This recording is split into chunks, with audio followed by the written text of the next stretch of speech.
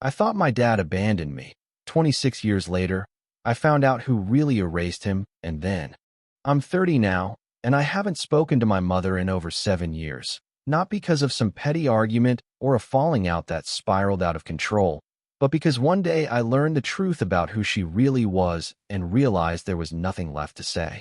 Her name is Ruth, and she raised me alone in a faded yellow house on the edge of a dying town outside Colfax, Indiana, the kind of place where everybody knows your name and nobody bothers to ask if you're okay. My father was never part of the picture, not according to her anyway. From as early as I can remember, she told me he was a coward who left us before I turned 4, that he didn't care, never looked back, never asked about me, not even once. I didn't get a name, a photo, or even a vague description, just your father, said with the kind of disgust you reserve for things you scrape off your shoe. Ruth worked nights at a hospice center, always came home in worn-out scrubs that smelled like bleach and old paper towels, and never seemed to want anything to do with me beyond what was required to keep CPS away. She wasn't physically abusive, never hit me, never left bruises, but her presence had the weight of a locked door. She'd come in, drop her keys, heat something in the microwave, and disappear into her room like the rest of the world didn't exist. When I asked her questions, even the simple ones like how to boil pasta or if I could go to a friend's birthday, she'd shut it down with the same line. You're lucky I even come home at all. Don't ask for more than I can give. And eventually, I stopped asking. I learned everything I needed to know from strangers and the internet. I watched YouTube videos to learn how to tie a tie, how to fix a leaky faucet, how to file my first tax return. When other kids were getting help with college applications, I was just trying to figure out which forms I needed to fill out for financial aid, and if I could afford community college without getting crushed by debt. The only place I ever felt stable was school. The routine made sense. Bells told me where to be. Assignments told me what to do. Teachers expected things, and I gave them what they wanted, and in return, I got something that resembled approval. In 8th grade, I got hooked on environmental science during a unit on clean water access. I stayed after class to clean the beakers and pepper the teacher with questions, and for the first time in my life, I thought I'd found something worth chasing. But when I told Ruth I wanted to join the after-school environmental club, she laughed in my face. It wasn't even a dismissive laugh. It was sharp and loud, like I had said something so outrageous she couldn't believe I was serious.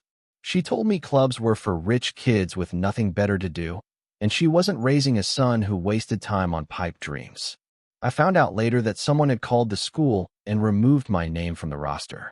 I already knew who it was, even before the teacher awkwardly explained there had been a family concern. I remember staring at the sign-up sheet in the hallway with my name scribbled out and feeling something settle in my chest that I still haven't quite been able to shake. Something like shame, but colder. By high school, Ruth had already decided my future for me. She pushed me into the certified nursing assistant track the school offered, said it was practical, that people always needed CNAs and the training was free. She called college a scam and said student loans would bury me. When I told her I wanted to study environmental systems or maybe civil engineering if I could get into a decent school, she looked me up and down and said, "You're not smart enough for that kind of career, Gavin. Don't set yourself up to fail." I believed her because when the only adult in your life spends 16 years telling you you're not enough, you start thinking that must be true. So I took the CNA classes. I passed. I graduated. And one morning, an offer letter showed up on the kitchen table. Ruth had used her connections at the hospice center to get me hired on the night shift. Same job, same hallway, same hospital she worked at. I didn't apply. I didn't interview. She didn't ask me what I wanted. She just said, "Be grateful. Most people your age don't get this kind of favor." I said thank you, because what the hell else do you say to someone who controls your entire life? She told me to stay home so I could save money, but she charged me $750 a month for rent. Groceries were split down the middle. If we ran out of toilet paper, I owed her half. If a light bulb went out, I was expected to buy the replacement. Years later, I found out she had refinanced the house twice and was sitting on 2 maxed-out credit cards. My rent wasn't helping with bills, it was bailing her out. The only reason I didn't lose my mind completely was because of Dylan. We'd been friends since sophomore year. He was one of the few people who actually listened when I talked and never made me feel like I was asking for too much just by existing. He kept telling me I was wasting my potential, that I wasn't built to spend my life wiping drool off strangers and dying in scrubs. I didn't believe him at first, but then one day he handed me a community college course catalog, flipped open to a night schedule, and pointed to one class. Intro to Environmental Systems. 3 words were underlined. You can start here. I signed up without telling anyone. Paid out of pocket. 1 class, 2 nights a week, across town. I'd finish my shift at the hospice, grab a protein bar, and drive 40 minutes to a beat-up building with flickering hallway lights and dusty projectors. I was tired all the time, but for the first time in my life, I didn't feel like I was sleepwalking. And then Ruth found out. She went absolutely nuclear, screaming, pacing, throwing a box of laundry detergent across the kitchen. Called me ungrateful, reckless, said I was sabotaging my life.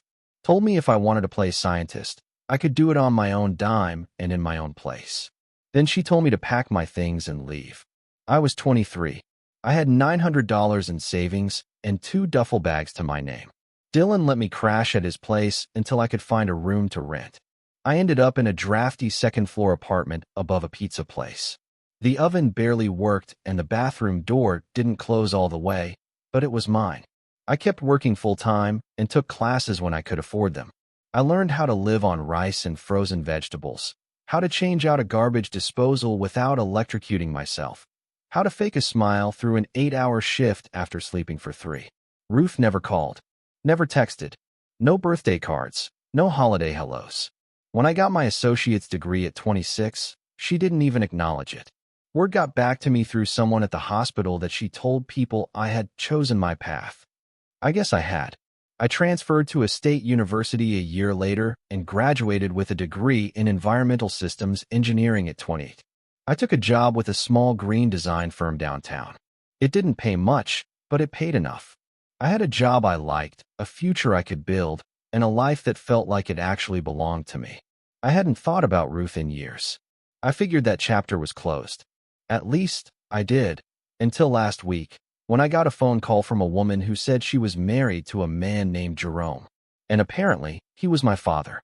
I didn't answer the first time the number came through, mostly because it looked like another scam call, the kind that buzzed every few weeks pretending I owed some fake debt or had a car warranty expiring on a vehicle I never owned. But then it rang again. Less than a minute later, same unfamiliar digits flashing on the screen, and something about that second call made me pause with my sandwich halfway to my mouth and step outside the break room. The woman on the line introduced herself as Valerie, said she knew it was strange to call me out of nowhere, but she had a reason, and it was personal. Her voice was steady, not robotic, not reading off a script, which is probably the only reason I didn't hang up on her right away. She told me her husband, Jerome, had passed away 3 months ago from late-stage pancreatic cancer, and that before he died, he'd hired someone, a private investigator, to find me. She said he had been trying to get in touch for years, and that she found my name, along with a file full of old paperwork and letters, after cleaning out his desk. That's when she said the thing that made my entire body go cold. Jerome was my father.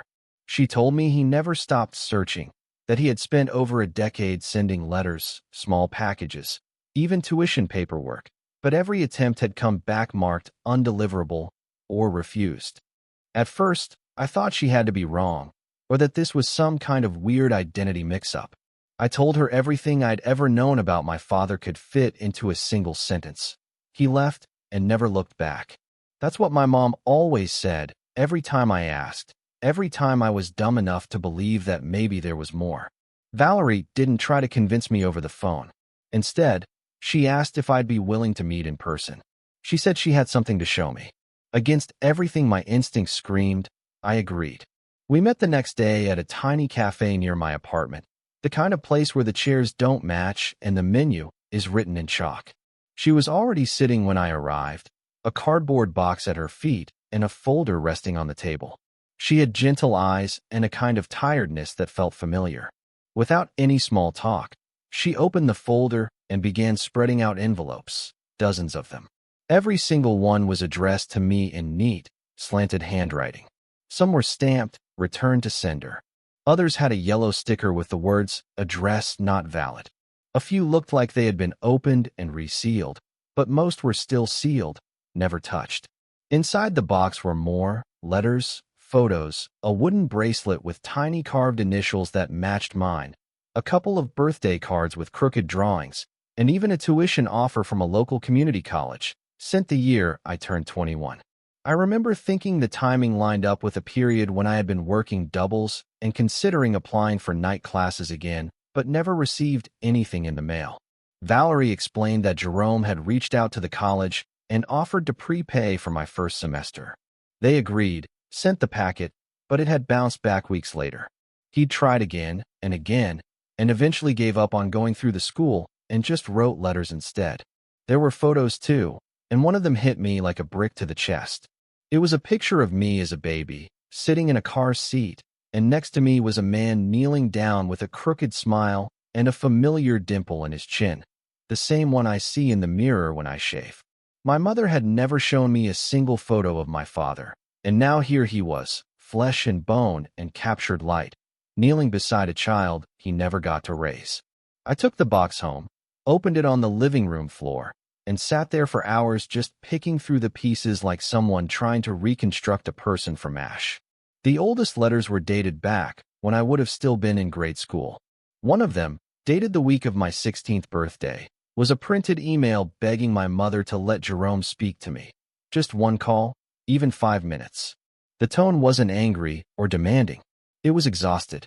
It was hopeful in the way someone sounds when they already know they're going to be ignored but ask anyway. In another envelope, I found a silver necklace with a pendant shaped like a tree, the tag reading, "Happy Sweet 16." I had never seen it before. I never even knew it existed. After that night, I started digging. I opened every plastic storage bin I'd brought with me when I left my mother's house, every shoe box tucked away in the back of my closet, every drawer in the old dresser I'd kept mostly for nostalgia. Behind the bottom drawer, wedged between the wood and the backing panel, was a stack of more envelopes, postmarked from different states, Florida, Illinois, even Nebraska, all of them addressed to me, all of them unopened. One still had glitter stuck to the outside and a crumpled sticker that said, "Just for you." That was the night I called Dylan and asked him to come over. I didn't even tell him why. He just showed up with a bag of takeout, kicked off his shoes, and sat down beside me on the rug. I started showing him everything, one item at a time: letters, photos, trinkets, the necklace, the bracelet, the scanned tuition offer. One of the letters described a road trip Jerome had taken with Valerie to the Great Lakes, how he stopped at every gas station looking for postcards he thought I might like.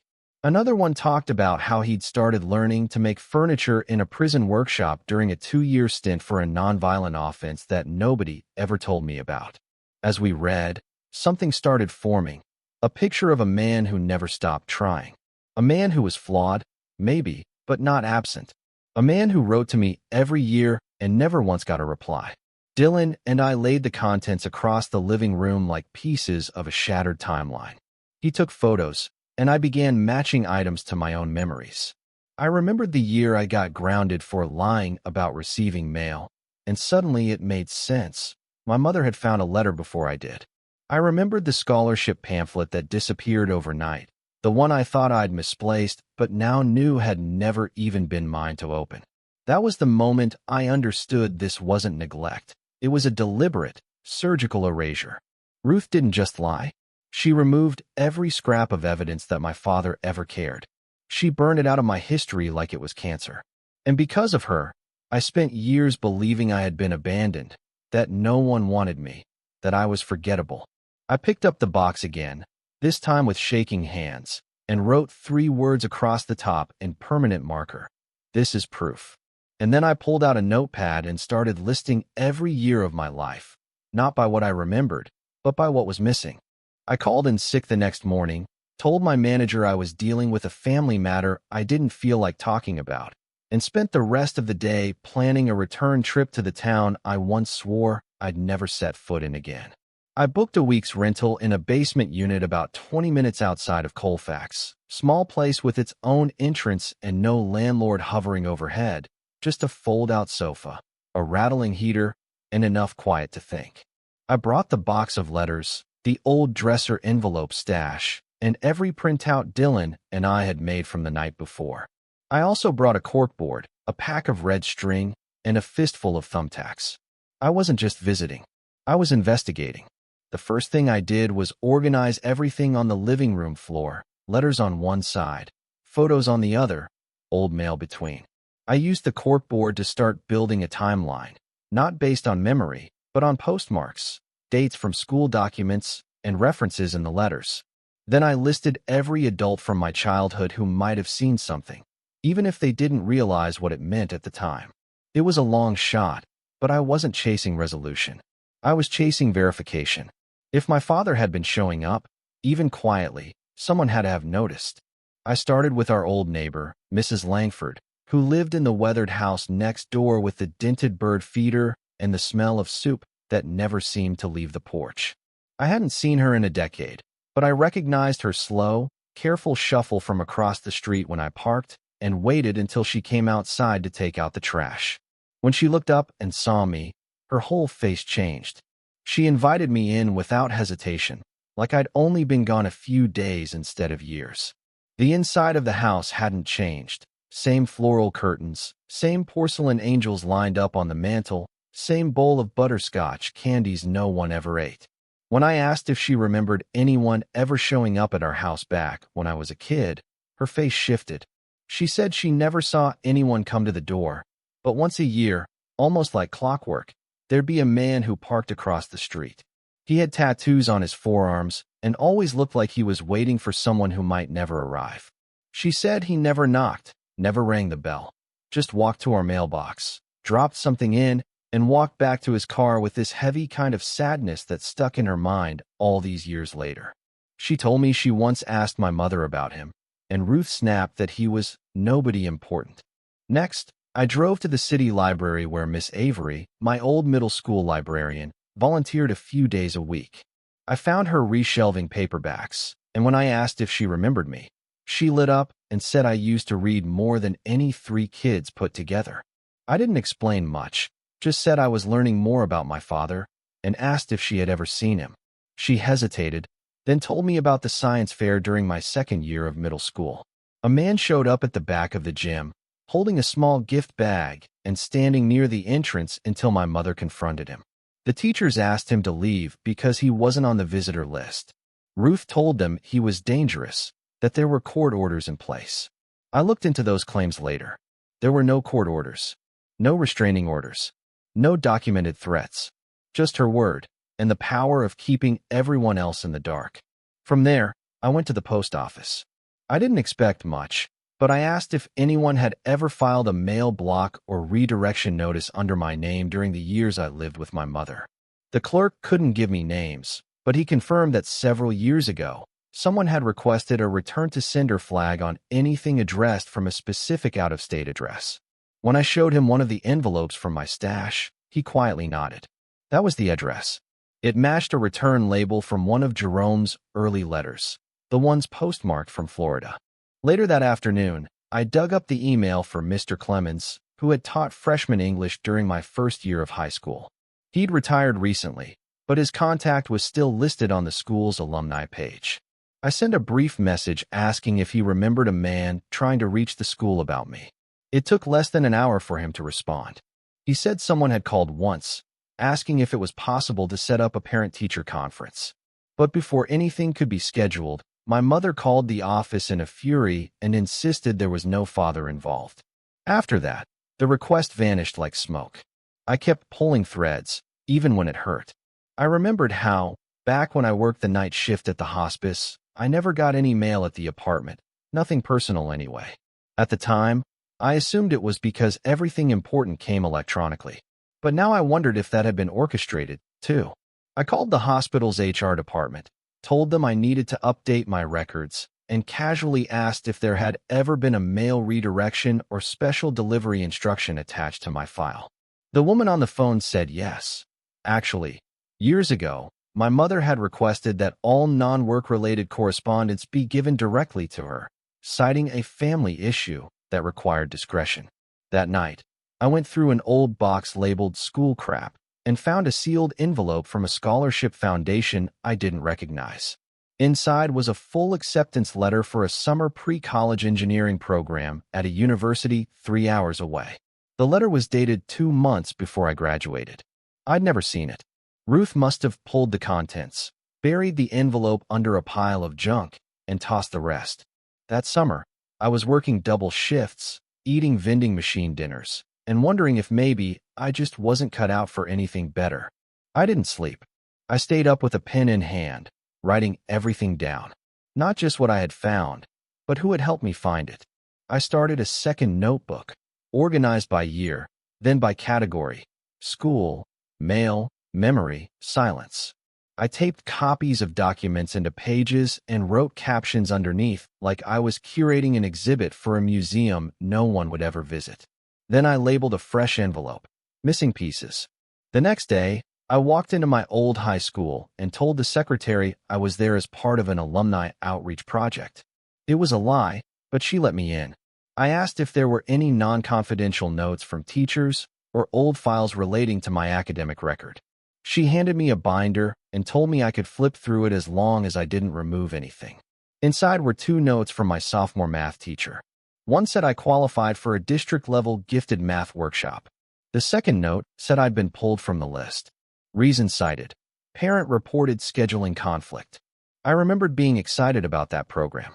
I remembered wondering why my name disappeared. I wandered down the science wing after that, just out of habit, and ran into Mr. Darrow, my old chemistry teacher. He looked older, grayer, but still had the same tired smile. We talked for a few minutes, and as I was turning to go, he said, almost like an afterthought, "You were one of the brightest students your mom wouldn't let shine." He didn't say it with bitterness, just a sad kind of honesty. Later, I stopped at the city library and asked Mrs. Elser, the reference librarian, if they kept archived records of past community scholarships. She led me to the back room, pulled out a ledger, and flipped to the year I graduated. My name was listed for a $3,000 science scholarship from a local foundation. Next to it, in sharp cursive, was a note: family declined on her behalf. The librarian said she remembered being confused when it was turned down. I hadn't even known I was nominated. That evening, I drove by my old street. The house looked worse than I remembered. Peeling paint, roof patched with a blue tarp, yard swallowed by weeds. Her car was still there. Same license plate. Same rusted door. I didn't stop. I took one picture from the opposite curb and left. Back at the rental, I started a new page for the corkboard. I titled it, "What She Took," and then I connected every document, every name, every broken link. At the center of it all, I circled one name in red ink: Ruth. After I traced every thread back to her, I needed to find the rest of the fabric, what she didn't even know she lost, what she hadn't been able to bury under excuses or throw away with postage stamps. I called Valerie again, told her I'd been tracking down old addresses Jerome might have lived at, and asked if she remembered anywhere that stood out. Someplace rural, a little off-grid, maybe where he worked a side job during the early years they were together. She paused, then texted me 5 addresses a few hours later. One of them immediately jumped off the screen. It matched a return label I'd found on a small box hidden under the floor vent in my old bedroom. Inside that box had been a hand-carved wooden snowflake and a folded note that read, "Happy Holidays, even if you never get this." I circled that address in my notebook, printed out directions, and packed the letter, the snowflake, and a copy of my timeline into a folder. I left the next morning just before sunrise, driving 3 hours south across state lines toward a part of the map I'd never looked at closely before. The farther I drove, the narrower the roads became, until the cornfields swallowed the horizon and every house looked like it had been standing since the early 2000s. When I finally pulled up, the address led me to a single-story ranch with cracked shutters, a rusted mailbox, and a flag wrapped around its pole like it had given up trying to fly. The woman who answered the door looked to be in her 40s, wearing a mechanic's jacket and carrying a half-drained mug of coffee. When I explained who I was and what I was looking for, she didn't seem surprised. She said she'd bought the house from a man named Jerome about 8 years earlier, and that he'd left in a hurry, said something about a family emergency, and never came back for some of the boxes he stored in the attic. Most of them had been tossed, but one box had been shoved deep into the crawl space and forgotten. She asked if I wanted it. I nodded. The shoebox she handed me was taped shut, dusty, and warped from years of neglect, but the second I opened it in the passenger seat of my car, I knew I was holding another piece of the puzzle. Inside were gas receipts, an old concert flyer from the year I turned 15, and a leather-bound journal with no name on the front. The entries were undated, written in quick, tight handwriting, some no longer than a sentence, others filling entire pages. The first few pages were lists, cities, schools, dates, comments like "try again next month" or "check if she's still enrolled." One entry stopped me cold. He described parking across the street from a bookstore in Colfax because he'd heard I liked to read. He waited there all afternoon, and when I came out with a bag of books, he wrote that I looked taller than he expected, older somehow. He almost got out of the car. Almost. But then he wrote, didn't want to scare her. Didn't want to give her mother a reason to call the cops again. I sat there holding that journal for over an hour, just trying to make sense of how many versions of me he had watched grow up from behind a car windshield. Later that day, I visited the only mechanic shop in that tiny town. The name matched one of the receipts in the box. Inside, a man in his 60s with thick glasses and hands stained from years of oil work looked up from a mower he was fixing and said, "You must be Jerome's kid." I hadn't even introduced myself yet. I asked how he knew. He said Jerome used to show up every day before sunrise and always left a folded photo in his locker. A school picture of me, backpack over one shoulder, curls sticking out in every direction. The man introduced himself as Ned and said Jerome never stopped talking about me, never stopped saving up for something he called her future, even though I was never sure which her he meant, me, Valerie, or someone else entirely. Before I left, Ned handed me a busted laptop that Jerome had left behind. It had been locked in his locker when he quit, and no one ever claimed it. I took it back to the rental, called Dylan, and asked him if he had any idea how to get into a 15-year-old laptop with no password and a barely functioning hard drive. He asked me to send photos of the model, walked me through some software tools, and after a few hours of trial and error, we were in. Most of the files were garbage, corrupted, empty, or misnamed, but one folder stood out. It was labeled LJ. Inside were draft letters, dozens of them. Some were only a few lines long. Others were sprawling, emotional essays trying to explain years of silence that hadn't been his choice. Every single one started with some variation of, "If you're reading this, I hope this one finally got through." One letter ended with the line, "I hope you know none of this was your fault." I felt like someone had driven a nail through my chest. There were also spreadsheets. So many spreadsheets. College tuition comparisons, scholarship deadlines, cost of living breakdowns for different cities, transit maps for campuses I'd never visited. He had color-coded GPA minimums, added notes in the margins like "call admissions office to confirm deadline" and "double-check FAFSA window." This wasn't the work of someone who didn't care. It was the desperate documentation of a man who cared so much he couldn't stop planning a future he wasn't allowed to be part of. Before I left town, I wrote a thank you card for Ned, slipped a gift card inside, and dropped it off at the shop. Back at the rental, I stared at my corkboard again, now so covered in photos and documents that I had to layer some items just to make space. In the center, under Ruth's name, I added a new note in bold black marker. Everything ends with her. I drove back to the city late Sunday, the rental car full of binders, folders, and boxes. I didn't unpack when I got home. I just threw a leftover meal into the microwave and sat on the couch, watching the light blink over the answering machine I hadn't used in years. The next night, I met my old friend Marley for dinner. We hadn't seen each other in over a year, but she'd always been someone I trusted, someone who knew the quiet ways Ruth used to manipulate the world around me. Over sandwiches and cheap beer, I told her parts of the story. Not all of it, just enough. She wasn't shocked.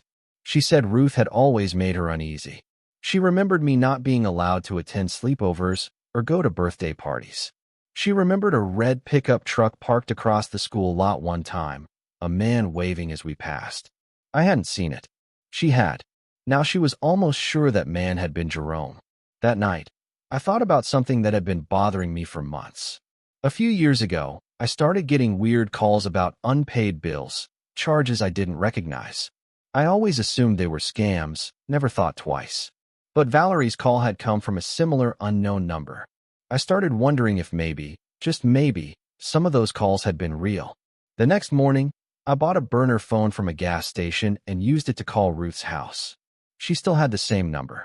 I masked my voice, pretended to be a debt collector, and mentioned an unpaid balance tied to my legal name. She snapped before I could finish, shouting, "She doesn't live here anymore. I told you people to stop calling about her." She didn't even hesitate. No confusion. No denial. Just defense. That was all I needed to hear. That night, I pulled my credit report and started going line by line. Most of it was clean. But then I saw them. 2 credit cards opened when I was 19, back when I was still living at home. I didn't recognize the companies. The purchases were small, boring, easy to miss. Gas stations, grocery stores, utilities. Just enough to avoid suspicion. Just enough to disappear inside routine. I didn't call her. I didn't argue. I filed disputes. I submitted identity theft reports. I locked down my credit, flagged everything. Quiet revenge. Quiet truth. And then I asked for a transfer at work, 90 minutes north, closer to Valerie. I told them it was for personal growth and family proximity. They approved it in 48 hours. The same day I picked up the last of my storage boxes, I found something I'd forgotten existed. A sealed envelope marked senior essay. Inside was a letter I wrote at 18 and never turned in. The last line read, "One day I'll be someone she never got to know." That same night, I printed out a copy of my degree, folded it once, and drove to Colfax one last time. I didn't knock. I didn't get out. I slid the paper into Ruth's mailbox and drove away without looking back. 2 blocks later, I checked the rearview mirror. Her house was already gone. I didn't tell anyone I was leaving town permanently, not even Dylan, not because I didn't trust him, but because I needed to know that when I started over, it would be by choice, not explanation. The city never really felt like mine anyway. It was just the first place I ran to that didn't smell like bleach and burnt coffee. The first place Ruth didn't have a key to.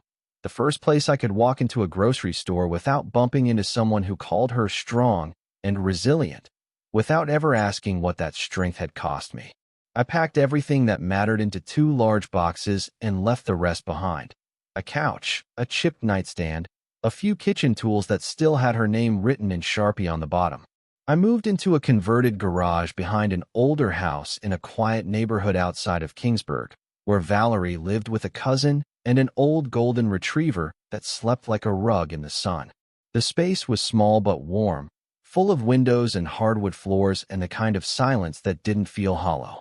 I spent the first 2 weeks unpacking the timeline I'd built, repinning the notes, rehanging the letters, scanning everything into PDFs, and storing it on a hard drive in case I ever needed to prove this story actually happened. Valerie invited me over for dinner once a week, and we never made it formal. She'd just text and say she was making soup or chicken or a casserole with too many onions, and I'd show up with a bottle of whatever was cheapest at the corner store. She didn't talk much about Jerome unless I asked, but when she did, it wasn't through tears or forced smiles. She talked like someone who had loved him without needing him to be perfect, like someone who had forgiven all the things the world had not. She told me once that the last letter he ever wrote to me hadn't made it into the box because she'd kept it by mistake, tucked into the pages of a notebook she used to track his medications. When it finally arrived in the mail a few days later, the envelope was plain, handwritten, no return address. I knew before opening it that it would be short. Jerome didn't waste words. Inside was a single sheet of paper folded in half. 5 words, written in ink that had smudged in the corners from his unsteady hands. Live big. Make her watch. I pinned it to the top center of the board, above every scholarship form, every school record, every envelope she tried to bury. I started doing just that. I got the transfer to a satellite office that focused on small community projects, working with rural schools and towns that wanted to update their infrastructure without selling their souls to developers. It paid less, but I went home every night without a knot in my chest or a clock in my head counting down the seconds to shift's end. I taught night classes at a local college one semester, just a short course in sustainable systems, and watching kids light up over water filtration models made me feel something I hadn't expected. Maybe pride, maybe peace, maybe both. Marley visited once in the spring, said she'd been meaning to check in and needed a break from her own city noise. We sat on the back porch drinking lukewarm cider and watching the dog try to eat a stick longer than its own body. She asked me if I thought Ruth knew what I was doing now, where I'd gone, who I'd become. I told her I didn't care. She said, "You're lying." And I didn't argue, because maybe a part of me did care, maybe a part of me always would. But that part didn't get a vote anymore. A few months after that, I got a message from an unknown number. No greeting, no name. Just one line, "You're ungrateful." He didn't matter. I knew who it was. I blocked the number without replying, but I kept the screenshot, saved it under a folder called Confirmation. She didn't need to scream to admit what she'd done. Her silence all those years had already been louder than most people shouting. I didn't hear anything else after that, not directly anyway. But Dylan called me 6 weeks later, voice caught between horror and laughter. "You're not going to believe this," he said, and I braced myself for whatever came next. She posted on a town message board about being abandoned by her child. She's playing the martyr angle, saying she raised you alone and sacrificed everything, and now you've thrown her away like garbage. He offered to send screenshots, but I told him I didn't need them. I'd already lived the unedited version. 2 years passed. I rebuilt my life in layers, not all at once, not in a montage set to inspiring music, but the way you rebuild a house after a storm, one floorboard at a time, one nail at a time, sometimes tearing it all up again when the measurements don't line up. I started hiking on weekends, joined a book club even though I didn't talk much, learned how to cook something that wasn't just boxed pasta and frozen peas. I even started dating again. Not seriously, not yet, but enough to remember what it feels like to be looked at and not evaluated for usefulness or obedience. One Saturday morning, I got a letter forwarded to my work address, no return label, postmark from Colfax. Inside was a photo, printed on glossy paper like it came from one of those old pharmacy kiosks. It was me, maybe 10 years old, on the front porch with a plastic watering can and dirt on my face. I didn't remember the photo being taken, but I knew immediately who had taken it. On the back, in the corner, was a message written in blue pen. "You never looked happier." That was the only time I cried. Real tears, not frustration or exhaustion, but something that felt closer to grief for a life I never got to live. I let it happen.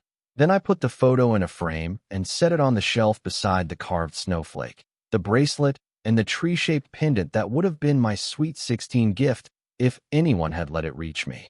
People always talk about forgiveness like it's this switch you flip when the weight gets too heavy, but nobody tells you that sometimes it's not about forgiveness at all.